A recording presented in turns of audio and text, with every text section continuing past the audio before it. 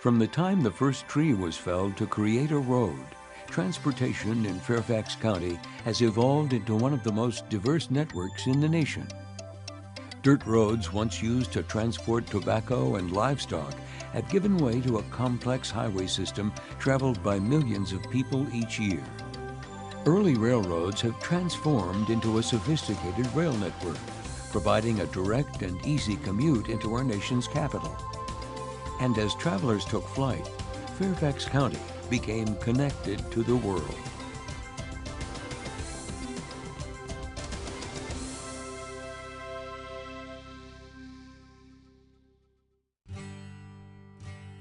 Prior to the colonial era, buffalo created trails across Virginia's hills and rivers. Native American tribes followed these trails, as did the country's first explorers, fur traders, and merchants. Many present-day Virginia highways follow the paths of these early pioneers.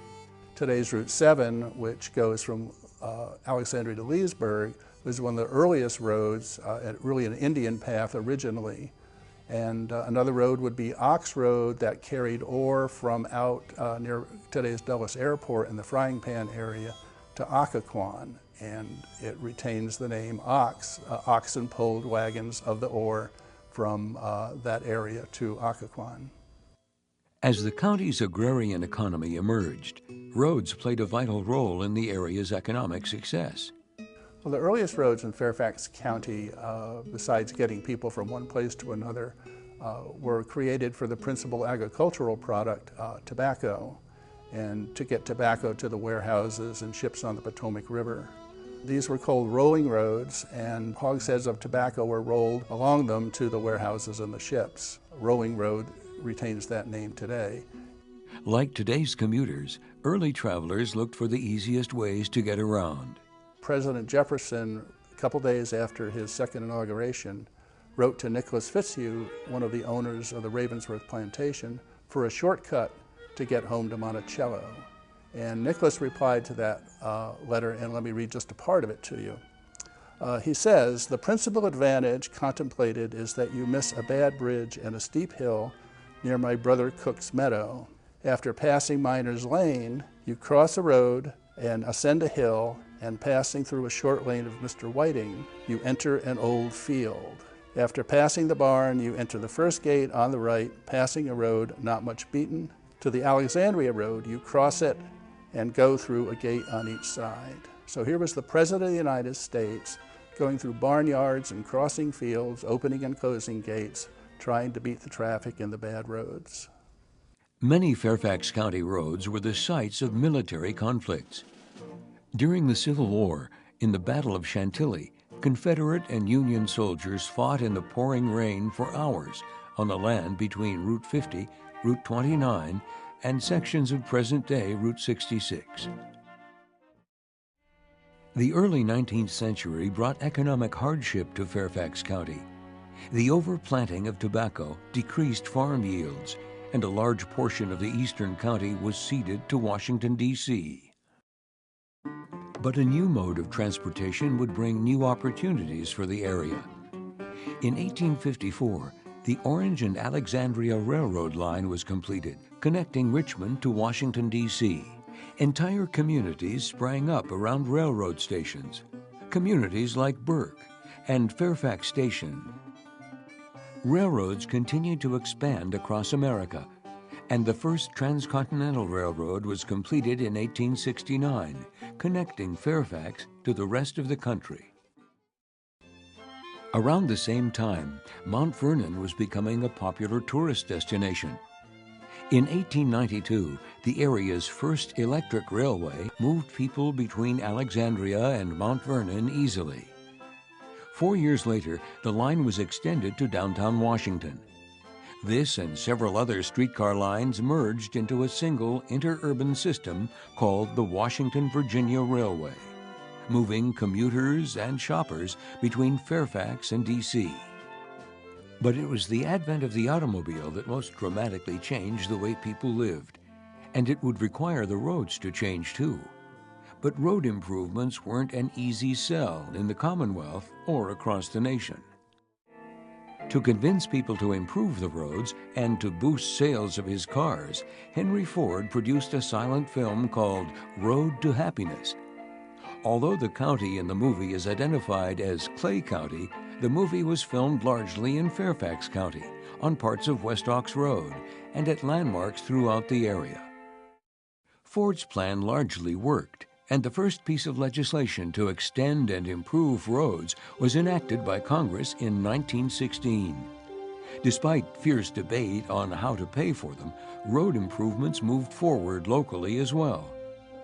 By the late 1920s, 2/3 of all Fairfax County communities were connected to Washington by roads and railways.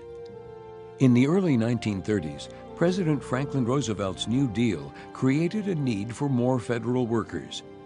Its proximity to the nation's capital made Fairfax County an enticing place to live.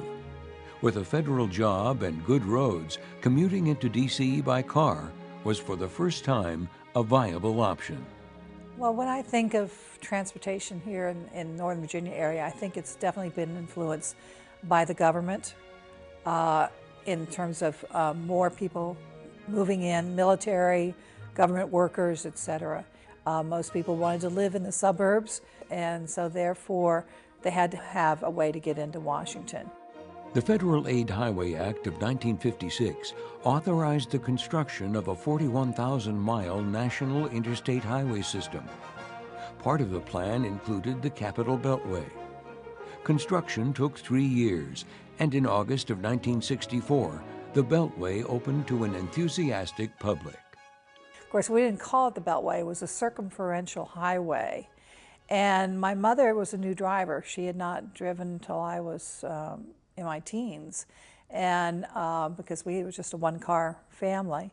So she had gotten her license, and she did not understand anything but stop signs and stop lights. So the idea of merging was something foreign to her. As drivers were adjusting to the new highway system, more and more people were taking to the air. Washington Dulles International Airport, the 9th busiest airport in the country, was originally planned to be built on what is now Burke Lake Park. In 1958, President Eisenhower selected the final location, and 4 years later, Dulles welcomed its first travelers. When Dulles Airport was opened in 1962, it was out in the wilderness. It was dairy farms. It was not something that looked like it was central at all to metropolitan Washington. It was 26 miles away. It looked like a big white elephant. The Dulles Access Road opened with the airport in 1962. To address the needs of local commuters and keep them off the access road, the Dulles Toll Road was added in 1982. But the 1980s saw even more options for local travelers. The Washington Metro brought passenger rail to the area in 1976, with the first station in Fairfax County opening 7 years later in 1983. The Fairfax Connector rolled out its first bus in 1985.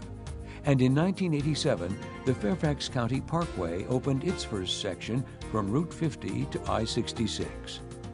Commuter rail for Northern Virginia became a reality in 1992, when the Virginia Railway Express opened.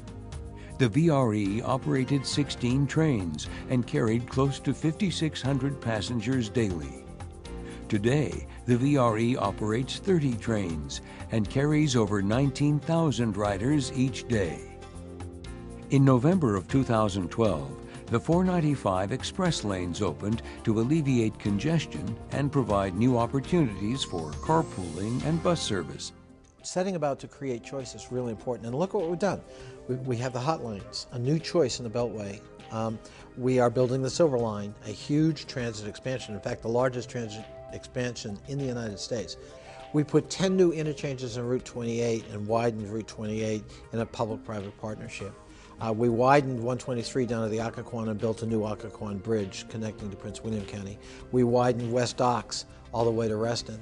On top of course, the Springfield-Mixonville project and the Woodrow Wilson Bridge project, each of which have really contributed to new infrastructure on this side of the Potomac that I think is easing congestion pressures and giving our travelers more options.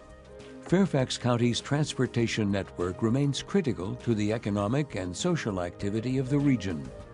And while the county continues to have its share of challenges, the opportunity for success is bright.